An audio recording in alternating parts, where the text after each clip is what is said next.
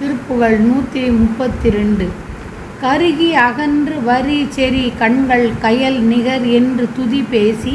கலைச்சுருள் ஒன்றும் இடைப்படுகின்ற கடிவிடம் உண்டு பல நாளும் விறகு உறு சண்டவினை உடல் கொண்டு விதிவழி நின்று தளராதே பிறை கமல் தொங்கல் மருவிய துங்க இத பதம் என்று பெறுவேனோ முருக கடம்ப புறமகள் பங்கா முறை என அண்டர் முறை பேச முது திரை ஒன்றவரு திரள் வஞ்ச முரண் அசுர் வென்ற வடிவேலா பரிமள இன்ப மரகத துங்க பகடு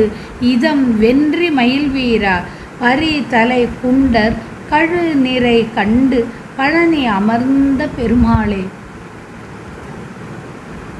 விரை கமல் தொங்கல் மருவிய துங்க இத பதம் என்று பெறுவேனோ முருகப்பெருமானே கடப்ப மாலையை சூடியவனே புறப்பெண்ணின் பங்கனே ஓலம் என்று தேவர்கள் முறையிட்டு வணங்க பழமையான கடல் போன்று பரவி வரும் வன்மையும் வஞ்சனையும் மாறுபாடும் கொண்ட அசுரரை வென்ற வடிவேலனே நல்ல மனத்தைப் போல் இன்பமளிப்பதும் மரகதமணி போன்ற நிறம் வாய்ந்ததும் வன்மையும் நன்மை உடையதும் வெற்றி உற்றதுமான மயில் மீது வருபவனே மயிரை பறித்து கொள்கின்ற இயல்பு கொண்ட இழிந்தவரான சமணரை கழுவின் முனையில் ஏறுமாறு செய்து பழனியில் வீற்றிருக்கும் பெருமாளே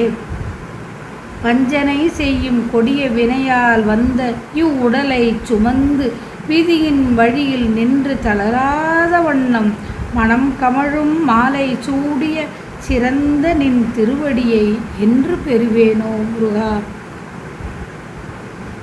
பருதலை குண்டர்கள்